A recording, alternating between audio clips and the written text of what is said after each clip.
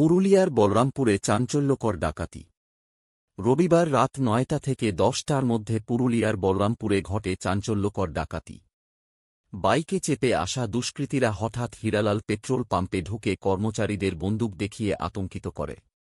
এরপর নগদ টাকা লুট করে পালিয়ে যায় তারা। ঘটনার সময় কর্মচারী সোনু সিনকে দুষ্কৃতীরা মারধর করে গুরুতর আহত করে। বর্তমানে তিনি চিকিৎসাধীন। পাম্প মালিক হীরালাল বর্মন জানিয়েছেন, রাতের দিকে হঠাৎ কয়েকজন দুষ্কৃতী বাইকে করে আসে। বন্দুক দেখিয়ে কর্মচারীকে মারধর করে আর ক্যাশ কাউন্টার থেকে ৭০ থেকে ৮০ হাজার টাকা নিয়ে যায়। আমরা ভয় পেয়ে গিয়েছিলাম। পুলিশের কাছে দাবি, যত দ্রুত সম্ভব দোষীদের ধরা হোক। পুলিশ ইতিমধ্যেই ঘটনাস্থলে পৌঁছে তদন্ত শুরু করেছে। সিসিটিভি ফুটেজ খতিয়ে দেখা হচ্ছে এবং দুষ্কৃতীদের খোঁজে অভিযান চালানো হচ্ছে। ঘটনায় এলাকায় ব্যাপক আতঙ্ক ছড়িয়েছে। বলছিলাম কালকের ঘটনার বিষয়ে কালকে রাত্রে ৯টার সময় আমি খাওয়া দাওয়া করে নিজের মোবাইল দেখি। মোবাইলে অ্যাপ লোড আছে ক্যামেরার, হীরালাল ফিউল সেন্টার পাম্পের মালতির।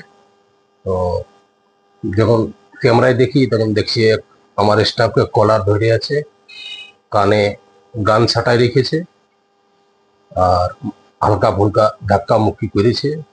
ডয়ের থেকে প্রায় যা ছিল সবগুলা লুটপাট করেছে। ৫ লোক ছিল, 2টো বাইকে এসছে আর সবার মুখ ঢাকা ছিল।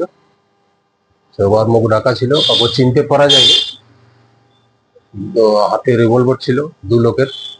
ওরা ধমকায় চমকায় যত ছিল প্রায় 2টা মোবাইলও আমাদের স্টাফের নিয়ে করে আর ঝাড়খণ্ড বর্ডার দিকে পালাই গেছে। কত টাকা লুট হয়েছে বলতে পারো? আনুমানিক মনে হয় ৭০ থেকে ৮০। আর যাকে ধমকা তখন মারামারি করেছিল তার শরীর কি খারাপ নাকি?